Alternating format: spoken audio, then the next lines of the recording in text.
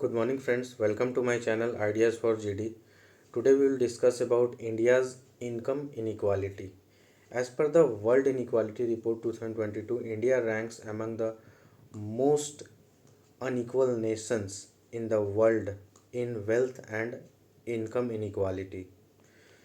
So this is the survey which I have told, and now we'll talk about the present situation in India.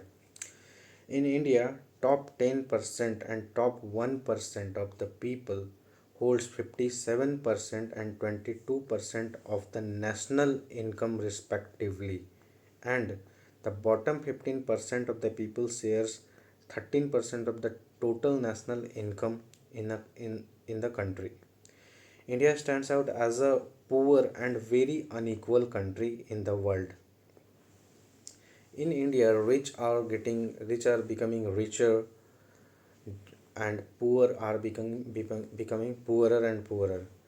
The reason behind this is the uh, inherency, capitalism, and crony. The people who are getting richer are working hard, as well as they have money, they have capital, and due to inheritance also they are becoming richer. But the poor are still struggling to have a daily livelihood wage so that they can live properly, and they are not getting the opportunities to become rich. Now we'll talk about the reasons for this income inequality.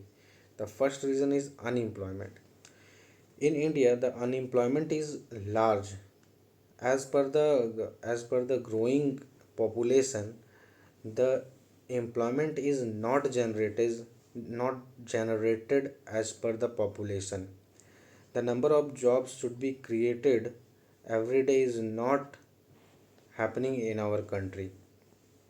I want to say that the number of jobs required are more than the present than the presently the number of jobs are available.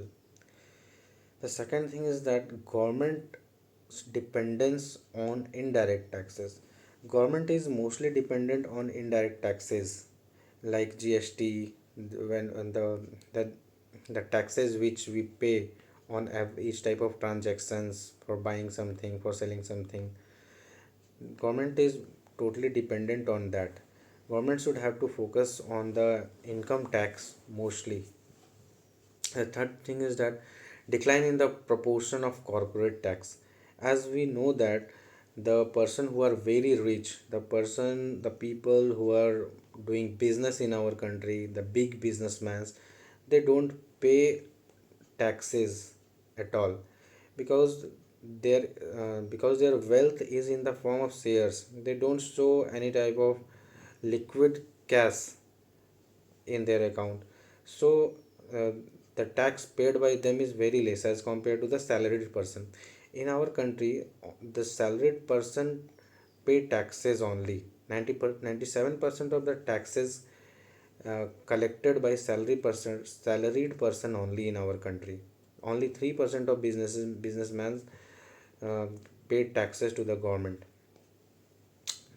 The next thing is that the higher cost of education and healthcare services. If we talk about the middle class people, the money spent by them to teach their students, to teach their children in a good school, for getting a better education, they have to spend a lot of their big part of their salary on education. This also makes them this also makes them poor, and this also threats the standard of their living. And the second thing is healthcare services. In our country, healthcare services are very expensive if we compare between the government and private sectors. The government sector is not working properly in healthcare facilities. Government hospitals are not providing a good quality of services as compared to the private hospitals. So people go to the private hospitals, even the people are not in such a good condition to get the treatment there. This is also a threat in our country. Now we will discuss about the steps taken by the government to cope with this income inequality. Government has increased its expenditure in social sectors such as education and health sector.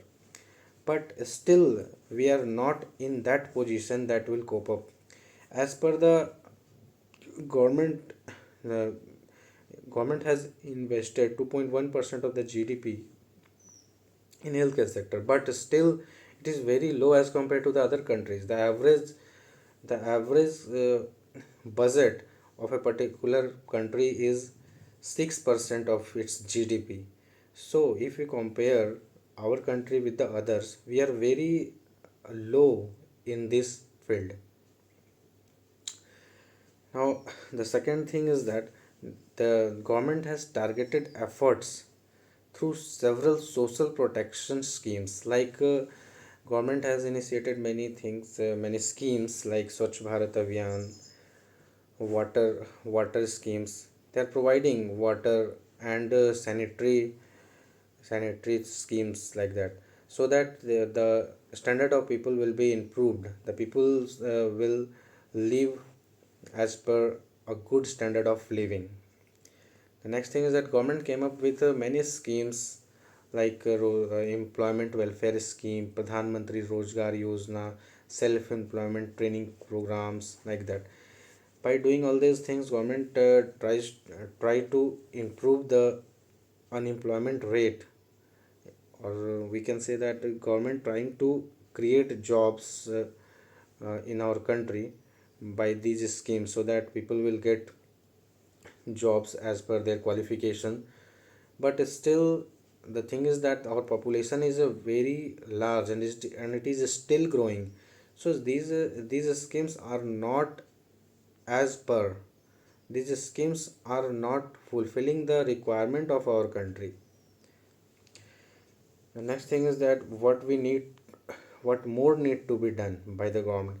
Government increased its spending on healthcare sector to 2.1% of its GDP, and intends to increase up to 2.5%, but the global average is 6% of GDP.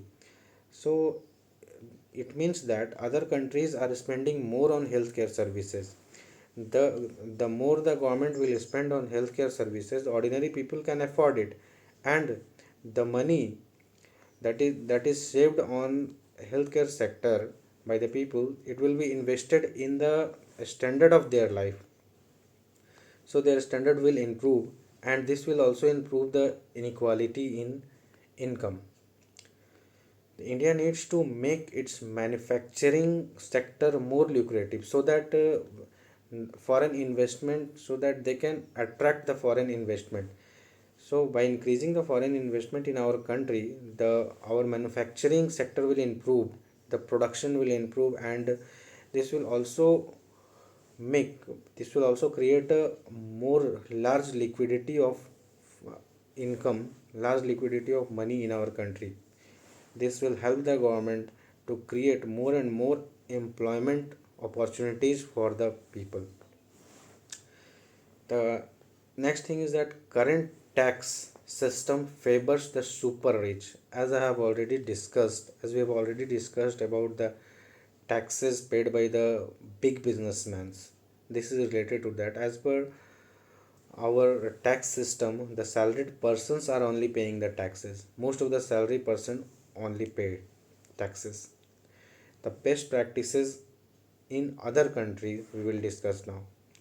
In many countries have increased their spendings on education and health sector to make affordable by the normal people, the people who are earning a very low income. And second thing is that in Japan, South Korea, Denmark, they have implemented a progressive tax based on the ability of the person to pay. It is not like that every people have to pay the same tax on the person who is earning between this and this. He has to pay 10% tax like that. It is the tax paid by the people to the government, it is depending will depend on the ability of the people to pay tax. The in other case, in Japan, South Korea, Germany, China focuses on creating a labor force, a skilled labor force, by different types of trainings. So this also lucrates the domestic as well as multinational markets.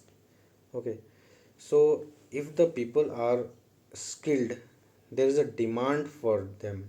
If people are not skilled, then we cannot make them do anything. Okay, so the conclusion is that in our country there is a huge gap between the people if we talk about the income. So to fill to to cope with this problem, government should take certain actions and redistribute the money to all of the people in our country by various schemes. Government should create more and more employment schemes. Government should create jobs as soon as far as possible, and and the tax structures should be also changed. Government has to make such a tax slab in which the big businessmen are should also be covered in that tax system. They should not be exempted. In present condition, big businessmen are exempted from many types of taxes. So this is from my side. Thank you.